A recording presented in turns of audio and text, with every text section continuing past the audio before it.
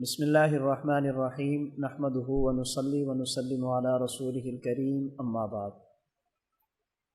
ماہ رمضان المبارک اپنی رحمتوں، مغفرتوں اور اللہ کریم کی خصوصی عنایتوں کے ساتھ ہمارے پاس موجود ہے، جو چند دن کا مہمان ہے۔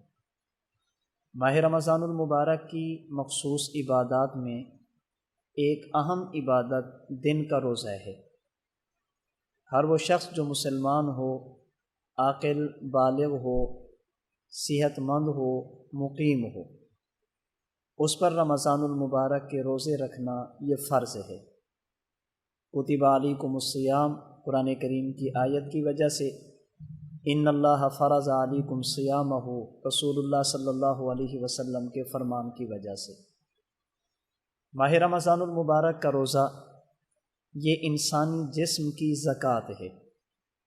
جس طرح مال کی زکوٰۃ ادا کر دی جائے تو رہ جانے والا مال وہ محفوظ ہو جاتا ہے، اسی طرح اگر رمضان المبارک کے روزوں کا اہتمام کر لیا جائے تو باقی مہینہ انسان کا جسم تندرست، صحیح اور سالم رہتا ہے۔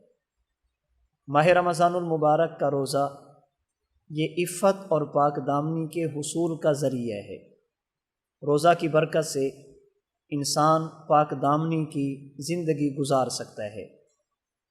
رمضان المبارک کا روزہ یہ ایک ڈھال کی طرح ہے۔ جس طرح ڈھال انسان کو دشمن کے حملے سے بچاتی ہے، اسی طرح رمضان المبارک کا روزہ یہ انسان کو شیطان اور نفس کے حملہ سے پورا سال بچاتا ہے۔ رمضان المبارک کا روزہ یہ انسان کو جہنم سے دور کرتا ہے، جنت کے قریب کرتا ہے، اللہ تعالیٰ کی طرف سے مغفرت اور بخشش کا حقدار بناتا ہے۔ ماہ رمضان المبارک کا ذریعہ، ماہ رمضان المبارک کا روزہ یہ انسان کی گناہوں کا کفارہ بن جاتا ہے۔ نبی کریم صلی اللہ علیہ وسلم کے کئی ایک فرامین میں رمضان المبارک کے روزے کے کئی فضائل منقول ہیں۔ چنانچہ صحیح ابن خزیمہ، کنز العمال وغیرہ کی روایت کے مطابق ماہ رمضان المبارک کا روزہ ایک ایسی عبادت ہے جس کے برابر کوئی اور عبادت نہیں ہو سکتی۔ مختلف کتب حدیث میں صحابی رسول سیدنا ابو امامہ رضی اللہ تعالی عنہ سے یہ روایت مختلف الفاظ کے ساتھ منقول ہے۔ حضرت ابو امامہ رضی اللہ تعالی عنہ نے رسول اللہ صلی اللہ علیہ وسلم سے پوچھا، یا رسول اللہ ای العمل افضل، بہترین عمل کون سا ہے؟ اور بعض روایات میں ہے حضرت ابو امامہ رضی اللہ تعالیٰ عنہ عرض کرتے ہیں، یا رسول اللہ آپ مجھے کوئی ایسا عمل بتائیں جسے میں کروں تو میں جنت میں داخل ہو جاؤں۔ نبی کریم صلی اللہ علیہ وسلم نے فرمایا، علیک بالصوم، ابو امامہ اگر تم بہترین عمل کرنا چاہتے ہو، ایسا عمل کرنا چاہتے ہو جس کی وجہ سے جنت کے حقدار بن جاؤ، تو پھر روزے کا اہتمام کرو۔ فإنہ لا عدل لہ، اس لیے کہ رمضان المبارک کا روزہ ایک ایسی عبادت ہے جس کے برابر کوئی اور عبادت نہیں ہو سکتی۔ اسی وجہ سے حدیث مبارک کے مطابق اگر کوئی بندہ بغیر کسی عذر اور مجبوری کے رمضان المبارک کا ایک روزہ چھوڑ دے، پھر پوری زندگی مسلسل لگاتار روزے رکھتا رہے، اگرچہ ان روزوں کی وجہ سے رمضان کی قضا تو ہو جائے گی، جو ذمہ میں روزہ فرض تھا وہ تو ساقط ہو جائے گا، لیکن جو عروج، جو روحانی ترقی، جو اجر و ثواب انسان کو رمضان المبارک کے ایک روزے پر ملتا ہے وہ پوری زندگی کے روزوں پر نہیں ملتا۔ تو نبی کریم صلی اللہ علیہ وسلم نے رمضان المبارک کے روزے کی فضیلت بیان فرمائی، اس کی وجہ سے انسان جنت میں داخل ہوتا ہے۔ یہ بہترین عمل ہے اور یہ ایک ایسا عمل ہے جس کے برابر کوئی اور عمل نہیں ہو سکتا۔ نمبر 2، رمضان المبارک کا روزہ ایک ایسی عبادت ہے جس کا اجر اور ثواب اللہ کریم براہ راست بلا واسطہ عطا فرماتے ہیں۔ معجم اوسط طبرانی میں سیدنا ابو ہریرہ رضی اللہ تعالی عنہ سے روایت ہے، رسول اللہ صلی اللہ علیہ وسلم نے فرمایا، انسان جو بھی نیک عمل کرتا ہے اس عمل پر انسان کو 10 سے لے کر 700 گنا تک اجر ملتا ہے۔ کسی نیکی پر 10 ملے گا، کسی پر 20 ملے گا، انسان کے عمل کے برابر، نیت کے برابر، عمل کی مشقت کے برابر 10 سے لے کر 700 گنا تک انسان کو اجر اور ثواب ملتا ہے۔ اور یہ اللہ کریم ملائکہ کے سپرد کرتے ہیں کہ اس کے نامہ اعمال میں کتنا لکھنا ہے۔ الا الصیام، ہاں رمضان المبارک کا روزہ ایک ایسی عبادت ہے جس کا اجر اور ثواب کتنا ملتا ہے۔ اللہ کریم فرماتے ہیں کہ روزہ میرے لیے ہے، وَأَنَا أَجْزِي بِهِ، اور اس کا بدلہ بھی میں اللہ خود عطا کروں گا۔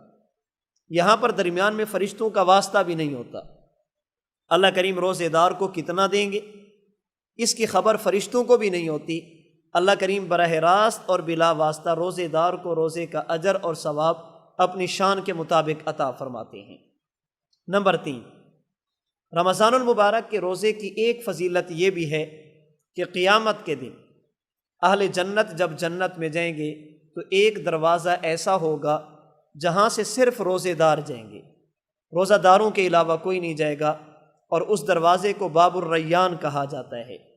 چنانچہ سنن الکبریٰ بیہقی میں حضرت سہل بن سعد رضی اللہ تعالی عنہ سے روایت ہے، نبی کریم صلی اللہ علیہ وسلم نے فرمایا ان فی الجنت بابا، جنت میں ایک دروازہ ایسا ہے جسے باب الریان کہتے ہیں، اور اس باب الریان سے روزہ داروں کے علاوہ، صائمین کے علاوہ کوئی بھی داخل نہیں ہوگا۔ جب روزے دار وہاں سے داخل ہو جائیں گے تو اس دروازے کو بند کر دیا جائے گا۔ رمضان المبارک کے روزے کی چوتھی فضیلت، اللہ کریم روزے دار کو دارین کی خوشیاں نصیب فرماتے ہیں۔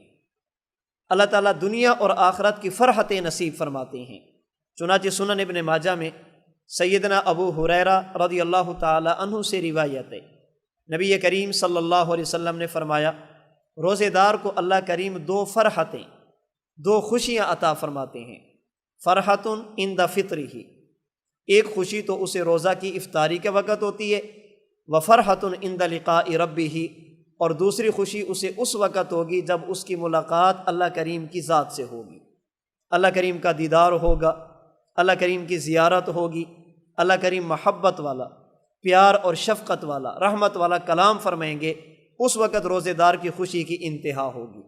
آج دنیا میں ہر بندہ چاہتا ہے کہ مجھے دنیا کی بھی خوشیاں نصیب ہوں، آخرت کی بھی راحتیں نصیب ہوں۔ نبی کریم صلی اللہ علیہ وسلم نے دنیا اور آخرت کی خوشی کے حصول کے ذرائع میں سے ایک اہم ذریعہ وہ روزہ رمضان المبارک کا روزہ قرار دیا۔ رمضان المبارک کے روزے کی 5ویں فضیلت، روزہ دار کے لیے ملائکہ جیسی معصوم مخلوق، لا یعصون اللہ ما امرہم، لا یسبقونہ بالقول، جو کبھی بھی اللہ کی نافرمانی نہیں کرتے، ملائکہ اور فرشتے یہ روزے دار کے لیے مغفرت کی دعا کرتے ہیں۔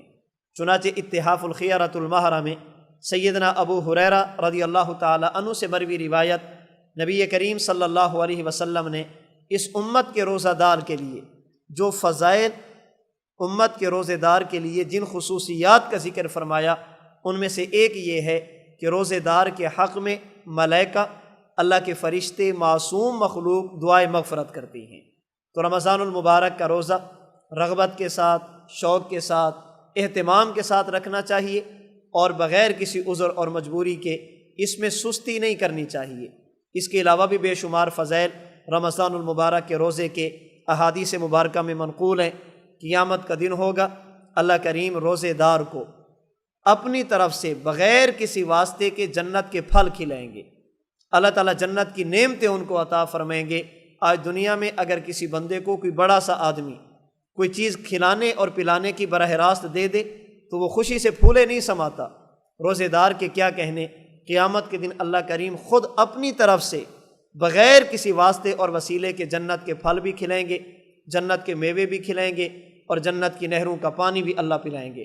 اور روزے دار جب دنیا کی تکلیف اور مشقت برداشت کرتا ہے، روزے پر بھوک اور پیاس برداشت کرتا ہے، اللہ قیامت کے دن روزہ کو اس کے حق میں سفارشی بنا کر اٹھائیں گے۔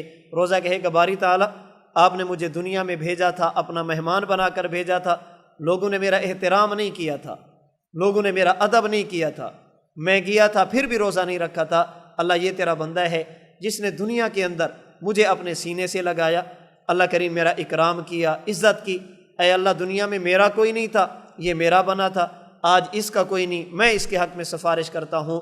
حدیث مبارک میں روزے کو شافع اور مشفع کہا گیا، یعنی یہ سفارش کرے گا اور اس کی سفارش کو قبول کیا جائے گا۔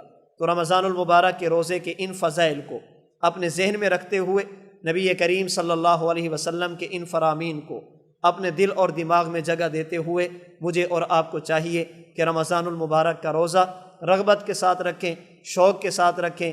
رمضان المبارک کے روزے کے آداب کا خیال کیا جائے، روزے کے تقاضوں کو پورا کیا جائے۔ اللہ کریم مجھے اور آپ کو رمضان المبارک کے روزے رکھنے کی توفیق عطا فرمائے۔